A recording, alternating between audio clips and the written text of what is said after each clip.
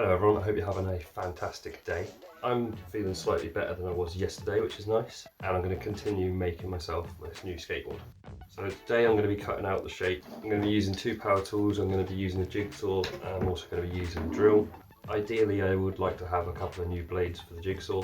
I don't have those, but maybe you don't have those available either, so I'm going to work with what I've got. It's incredibly windy outside, so I'm not going to be able to talk very much while I'm doing the job, but I will explain what I'm going to do and how my process is going to work. It's very simple. So the first thing I need to do is to stick my template to the board. Ideally I'd be using tape or something a bit stronger of an adhesive than this tack, but it's going to have to do for now.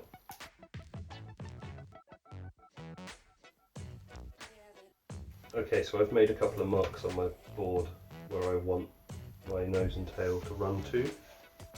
There's a couple of points on my shape where the edges of my new shape come very close to or match the edges of the old shape. So that helps me also with lining things up nicely. I am mostly, initially at least, doing this by eye. But again, up here, the shoulders of my design, it does come right to the edges of the original board. So that makes my life a lot easier.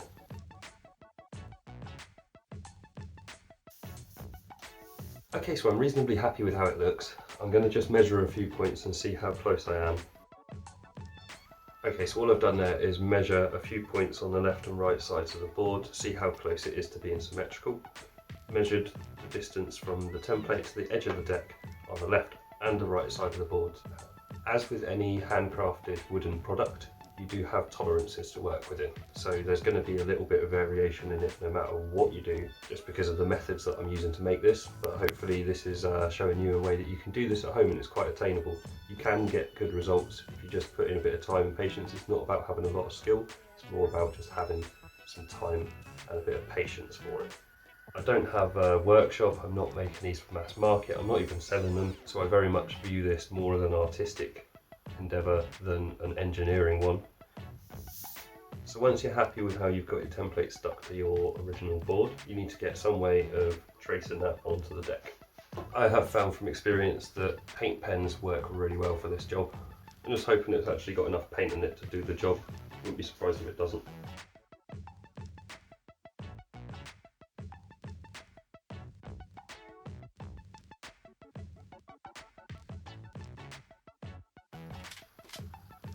Okay, so I have traced my template and I have painted my design onto my skateboard.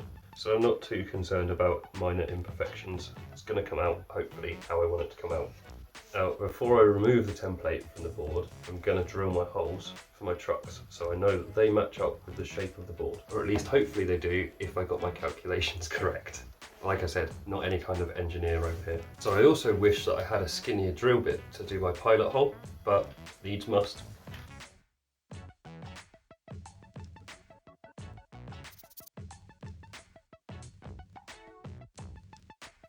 Right, let's see if this works.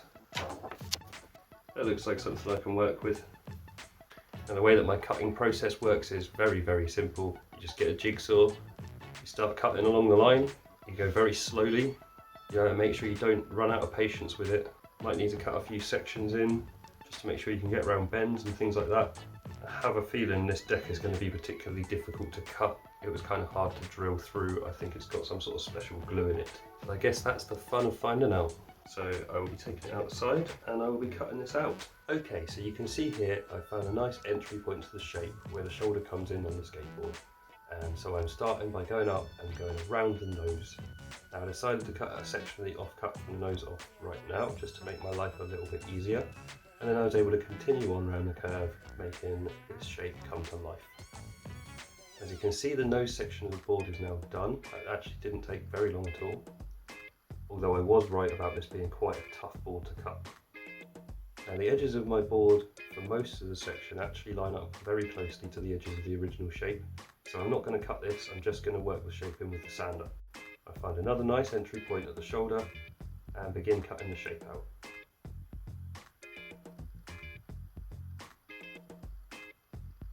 There's actually even less offcut here than there was with the nose, just a couple of small pieces. And that is the cutting section of this done. Okay, so the next step in the process is going to be sanding this down, refining the shape, and sanding the graphic off of the bottom. Then I will be re-gripping this board because this is ugly as anything I've ever seen before in my life. But unfortunately the windy weather has now turned into wind and rain, so this might have to wait until tomorrow for me. But hopefully I'll be able to get it done this afternoon. It is dry outside, but it is also very cold. I've decided to do some sanding anyway. As you may notice, my sander is slightly broken, but I make it work. First, I just go around all of the edges of the board, just generally smooth everything out a little bit. Then I start to contour the edge of the board, just using the sander at an angle and just rounding off the edges of the board a little bit.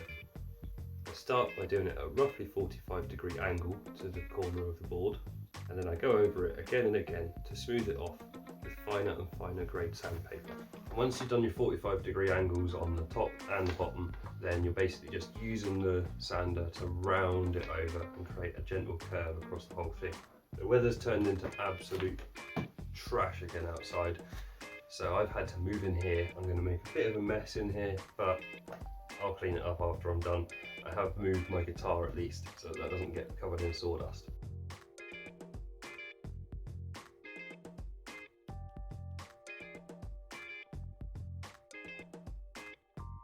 That when you're sanding the top of the board and the grip tape's still on there, it gives you a really good visual indicator of how the board is going to look once it's completely finished. If you've just got a completely blank top, it can be hard to see where you're defining the edge. If you take the grip tape off before you sand the board, then you're going to have a layer of glue residue left on the top of the board, and that's going to end up with a layer of sawdust stuck to it. So you're going to have a real horrible surface to try and clean up or apply grip tape to. It is quite a lot of effort sanding the top of the board with the grip tape still on there, because you're basically sandpaper against sandpaper. It takes a little while, but you'll get there and you'll end up with a nice looking result if you do it this way. So I'm also currently using the sander to create a little bit of extra contouring in a couple of key areas on the shape of the board. I like to do this round about where the wheel wells are. Sometimes I make fully functional wheel wells, sometimes I just like to create a little bit more contour on the edge of the board. So I am now reaching the final part of the sanding process where I'm rounding off the edges. You can just see me working the sander around the edges, so I've got a nice smooth finish, reasonably consistent around the whole board. So I'm at the point where I'm nearly completely happy with it. I'm going to go over it with some finer sandpaper just to finish it off.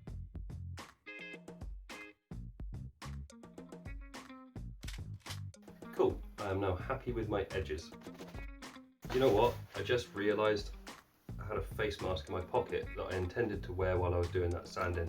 If you're going to be doing lots of sanding, especially if you're going to be doing it indoors, wear a face mask. Don't be like me, don't forget it, don't be stupid. Might be too late for me this time, but next time I'm going to make sure I've got my face mask on. Hold me to it in the next time I make one of these. Here's an example of a half finished board with some wheel wells partially sanded in. You get a really cool effect when you've got different coloured plies in the deck, and also it ends up being functional. This one's not fully finished yet, but I will do it at some point. So I'm not going to sand the whole of the graphic off of the bottom of this board today. A couple of reasons. Firstly, it takes ages and makes a huge amount of mess, which I don't want to do inside. But secondly, I wouldn't be doing it today anyway because the board is not going to be painted yet. Hopefully at some point in the not too distant future I'll get my partner to paint a beautiful design on the bottom of here, but she's got a lot of other projects going on at the moment and I can't just expect her to drop everything and do this. So if I was to sand the bottom of the board and not paint it and not seal it, then I would end up riding it around, getting it dirty, and it'd be a hell of a lot more difficult to get that dirt off once it had gone straight into the wood than it would be if I was just riding it like this with the original finish still intact.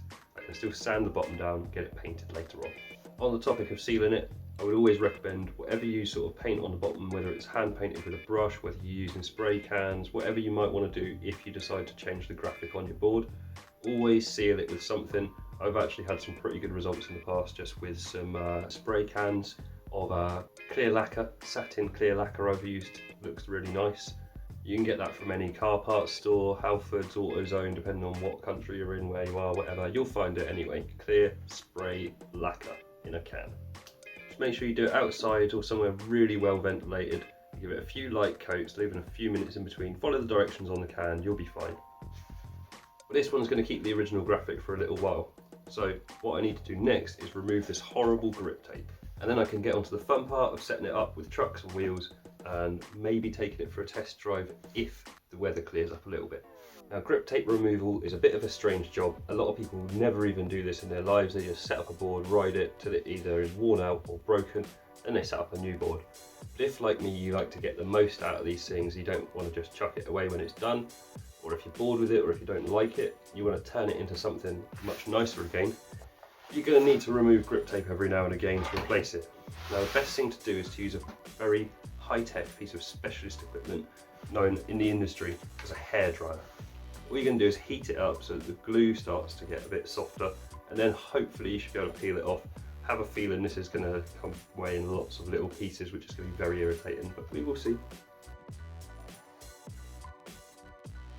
You can see just a few seconds after I started giving it some heat, it's already coming away quite easily actually.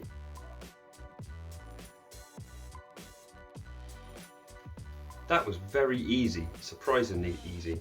I was wondering about this logo that was on the top of the board here and how exactly they'd got that silver in the grip tape. It's a bit disappointing really, isn't it? Right here you can see why I would not remove the grip tape normally before sanding the board. This area had a bit of grip tape removed just before the sanding and it is horrible. Now I wonder if I can get this off or if I should even bother trying, to be honest with you.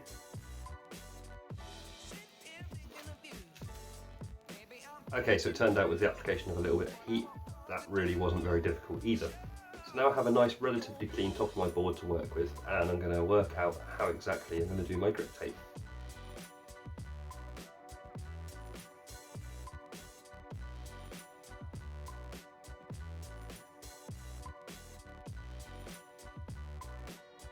Alright, so I think I've basically figured out what I'm going to do for my design. The rest of the board that doesn't have the funky bits of grip on it is just going to be regular black grip tape. Now there are points on this board where it's wider than a sheet of grip tape, so I'm going to do strips across ways and I'm going to kind of make it stripy instead. Should be fun, might look good, it might look bad, I'll let you decide.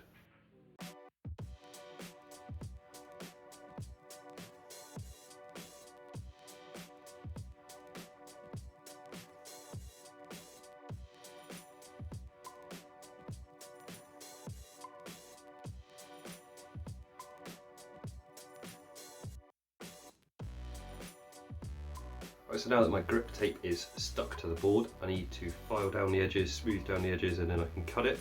I'm going to use this big old spanner to do it with. This spanner's working great. Don't even really need a razor.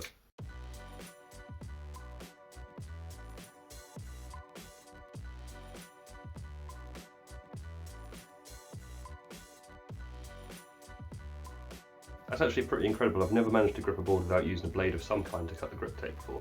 So I'd highly recommend using a large spanner to wear down the edges on your grip. If you don't have a knife to hand, it worked out pretty well. So as always with any new grip tape job, you want to take a piece of the off-cut grip tape and just go round, tidy up those edges. I'm quite happy with that. It's definitely not the worst grip job I've ever done in my life. I think it looks quite nice. I think it's quite funky.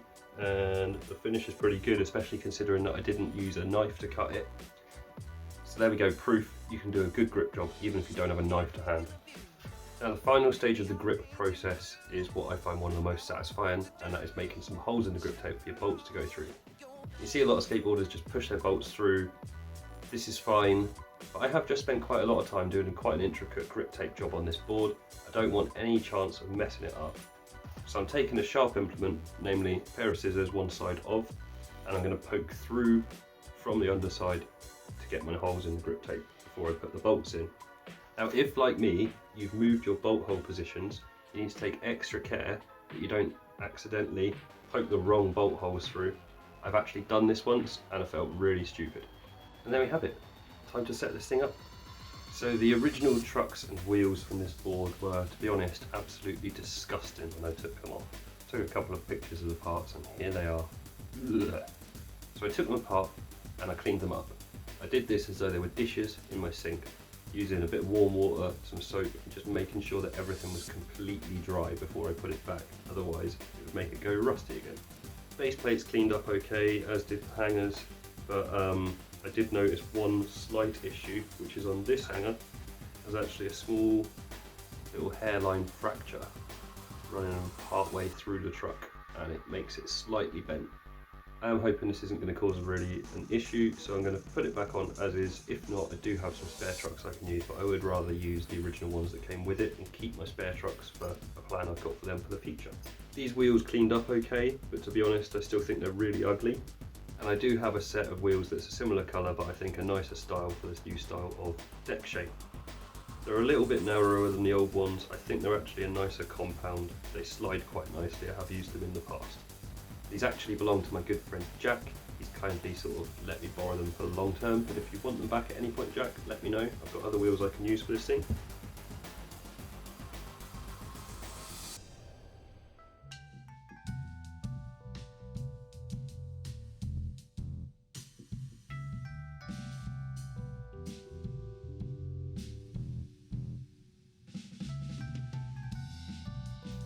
Voila! One completed skateboard. I don't know what you think, but I think it looks nicer than the original did. So now you can see here I've lined up the rear axles of the two skateboards. This is my normal skateboard for the skate park and the new board, and there is about 2 inches difference between the centre of the front wheels when the back ones are lined up. So that is exactly as I intended it to be, which is nice. And I think in terms of a name, I'm going to have to call this thing the Crocodile. So basically, if you have an old longboard or an old skateboard and you want to make a new one out of it, make it into a cruiser, give it some life again, you can do it. Just follow the processes that I followed. It might take you a couple of attempts to get something you're really happy with, but I promise you can do it. It's not difficult. You can see here a couple of these ones that have been painted by my girlfriend. They are absolutely beautiful pieces of art.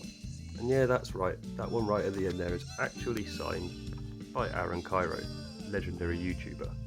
I even skated it after it had been signed, hence why the A is partially rubbed off, because skate is life. Unfortunately, it didn't dry up. It's now getting dark as well, so I'm going to have to wait for another day to ride this lovely new board. I hope you found this video interesting in some way, useful in some way. If you're thinking about making yourself a new board from some old board that you have lying around, or one you've got given that you don't like very much or whatever, just do it. Anyway, whatever you are doing, I hope you're having a great day. I hope the sun is shining where you are. And I'll see you next time to see how this thing performs. Like, subscribe, leave a comment. Do you think Crocodile is the correct name for this board, or would you have called it? Let me know.